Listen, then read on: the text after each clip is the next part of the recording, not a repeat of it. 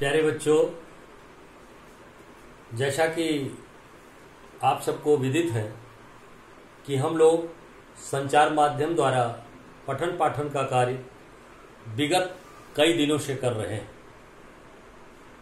उसी क्रम में आज हम जो पाठ पढ़ेंगे वह 10वां पाठ है, पंचशील सिद्धांता। अब प्रश्न ये उठता है कि पंचशील सिद्धांत क्या है। तो मैं इस पाठ को पढ़ाने के पूर्व ही आप लोगों को बताना चाहूंगा, एक श्लोक है जिसमें शील का बड़ा यथार्थ वर्णन किया गया है।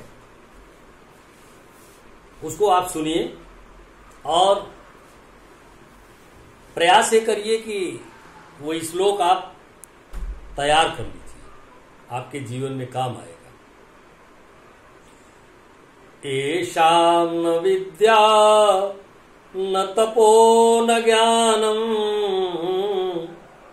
एषां न विद्या न तपो न दानम्, ज्ञानं न शीलं न गुणो न धर्मः, ते मृत्यलोके भुवि भार्यभूता, मनुष्य रूपेण मृगाश्चरन्ति। जिसके पास न ज्ञान है, न तप है, न दान है, न शील है, वह मनुष्य इस पृथ्वी पर जानवरों की तरह भारत स्वरूप हो जाता है।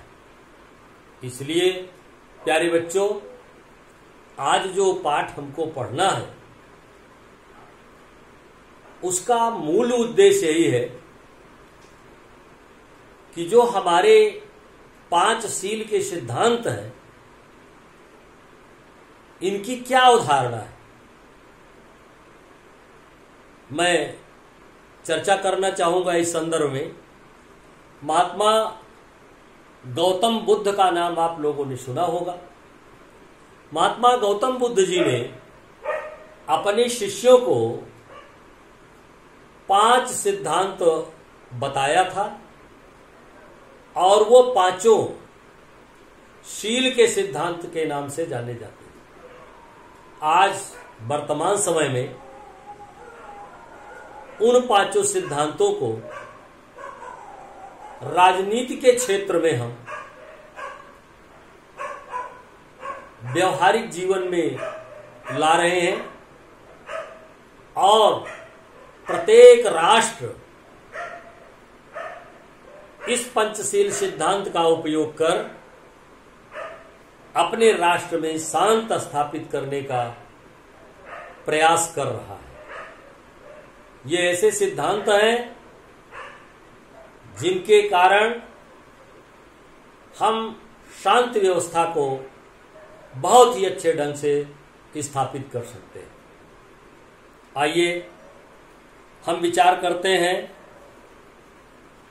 ये 5 शील सिद्धांत हैं क्या और विश्व बंधुत्व की भावना पर आधारित है। आपस में भाईचारा हो, कोई देश दूसरे देश पर आक्रमण न करे, हर देश अपनी अपनी सीमा में रह करके ही अपना कार्य करें। तमाम ऐसे बिंदु हैं जो इस पाठ में आप पढ़ेंगे। आइए सबसे पहले हम पहला पैराग्राफ पढ़ते हैं। आप लोग अपना ध्यान आकर्षित करें। पंचशीलमिति शिष्टाचार विषयका सिद्धांता। पंचशील शिष्टाचार विषयक सिद्धांत हैं। पंचशील शिष्टाचार विषयक सिद्धांत हैं। महात्मा गौतम बुद्धा एतान पंचापि सिद्धांतान पंचशीलमिति नामना। महात्मा गौतम बुद्ध ने एतान पंचात इन पांचों सिद्धांतों को पंचशीलम इति नामना पंचशील इस नाम से स्वशिष्यान शास्ति अस्म अपने शिष्यों को उपदेश के रूप में दिया था। एत एवायम शब्द एत एवा इसलिए यह शब्द अधुनामपि वर्तमान समय में भी तथैव स्वीकृता उसी प्रकार से स्वीकार किए गए।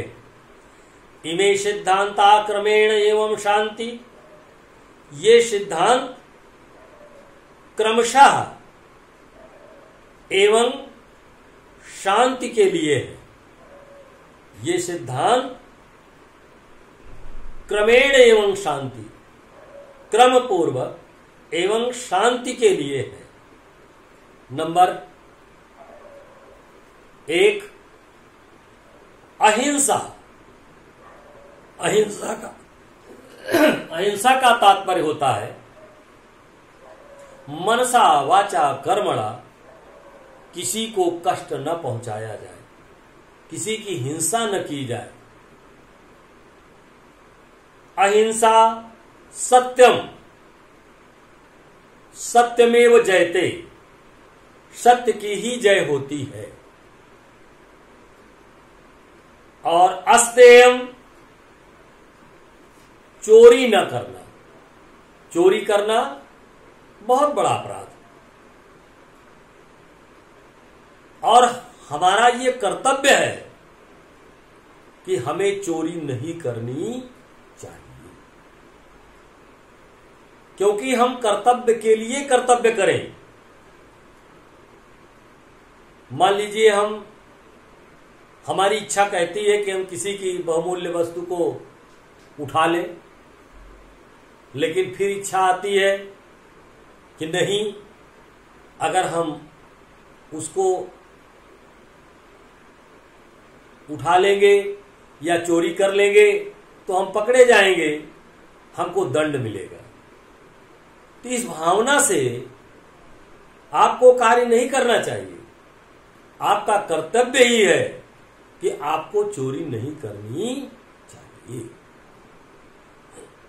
अप्रमादा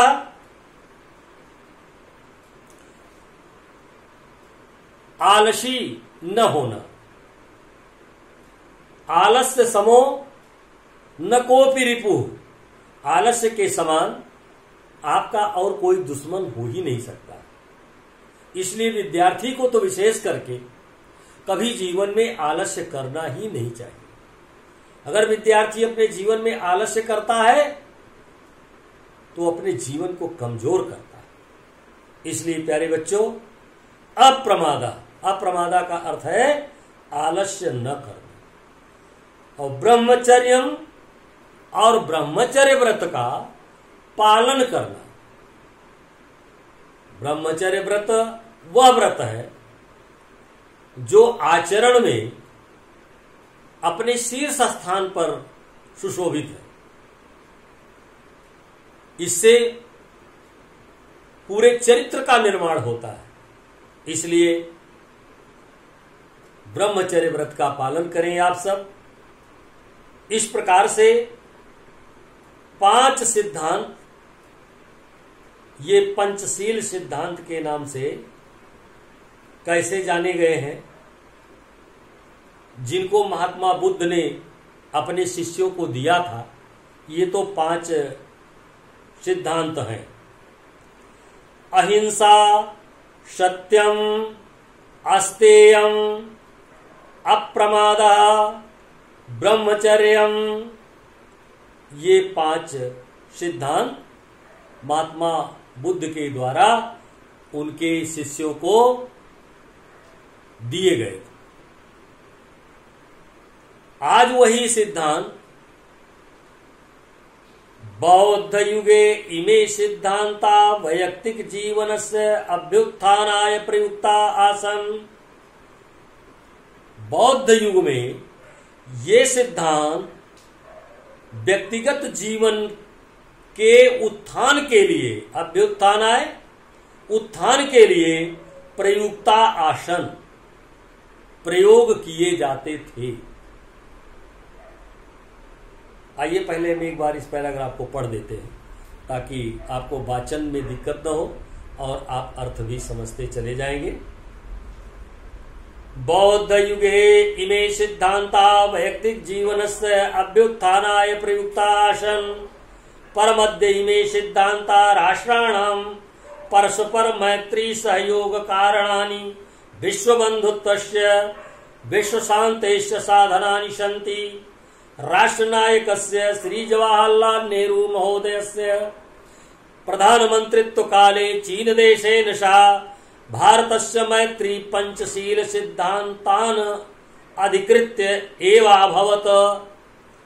यतो हि उभावपि देशो बौद्ध धर्मे निष्ठावन्तो आधुनिके जगति पंचशील सिद्धान्ताः नवीनं राजनैतिकं स्वरूपं गृहीतवन्तः एवं च व्यवस्थिताः। आइए हम इस पैराग्राफ का अर्थ समझ लेते हैं, तो आगे हम पांचशील सिद्धांतों का वर्णन करें। बौद्ध युगे इमे सिद्धांता, बौद्ध युग में ये सिद्धांत, ये नियम वैयक्तिक जीवनस्य व्यक्तिगत जीवन के अभ्युत्थानाय उत्थान के लिए प्रयुक्ता आसन प्रयुक्त थे या प्रयुक्त होते थे।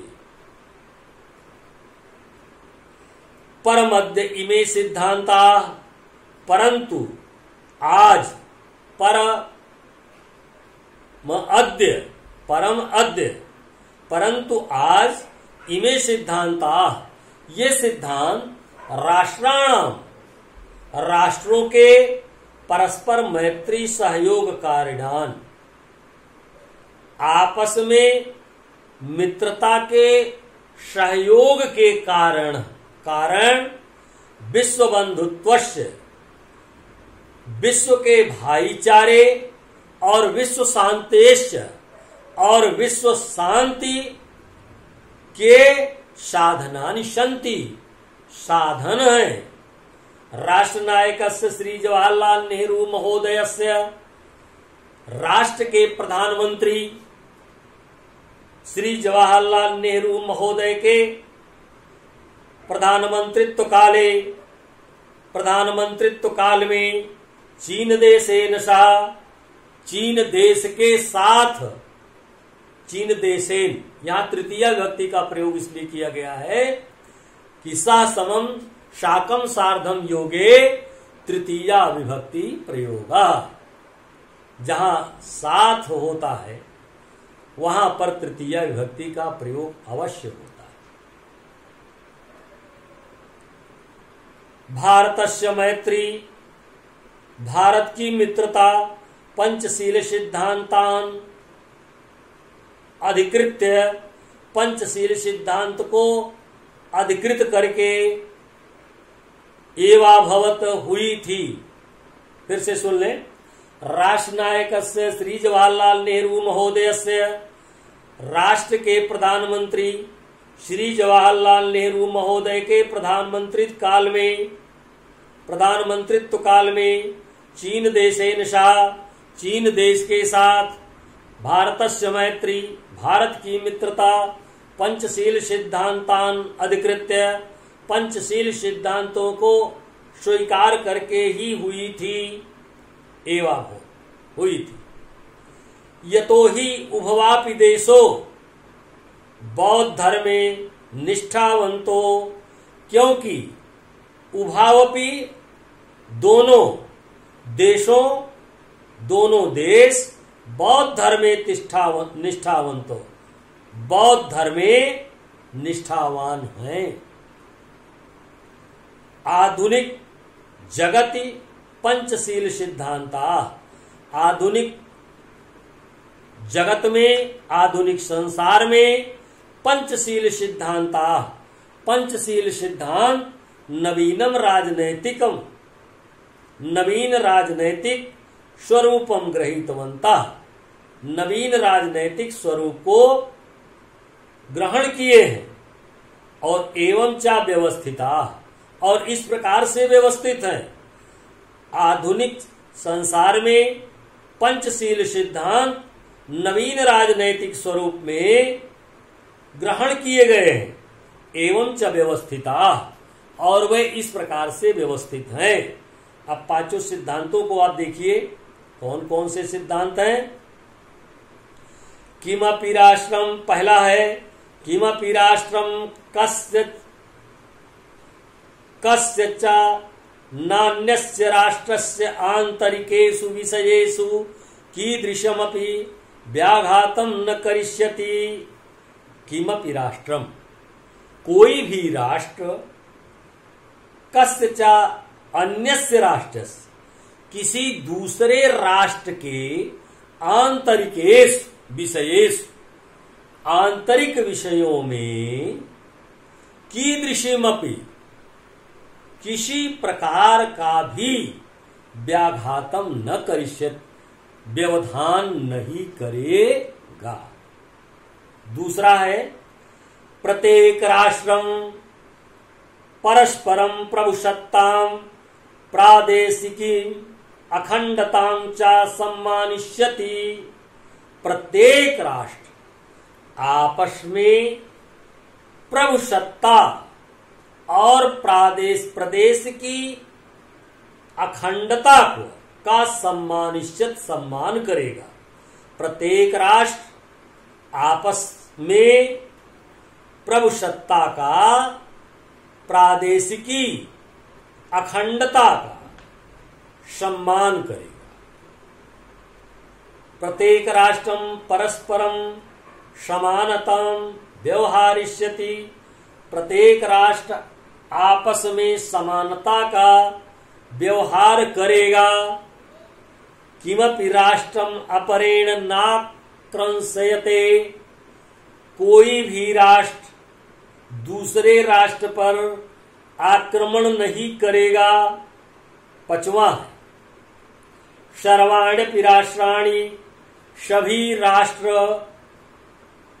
भी, सर्वाण्यपि राष्ट्राणि मिथा, मिथा का अर्थ होता है आपस में मिलजुल कर या परस्पर,